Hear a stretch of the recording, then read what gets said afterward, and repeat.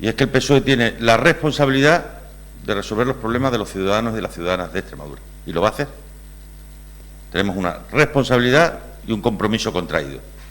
La gente confía en nosotros y nosotros vamos a hacer que la ciudadanía no tenga que sufrir las consecuencias de la irresponsabilidad de José Antonio Monagua y del Partido Popular.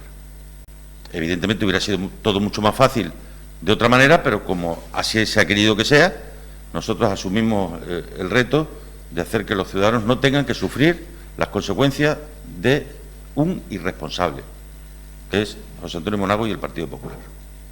Ya estamos trabajando desde el mismo momento en la prórroga presupuestaria que habrá que llevar a cabo a final del mes de diciembre y viendo cómo tenemos que actuar para poder garantizar, a pesar de las dificultades, en los compromisos que hemos adquirido.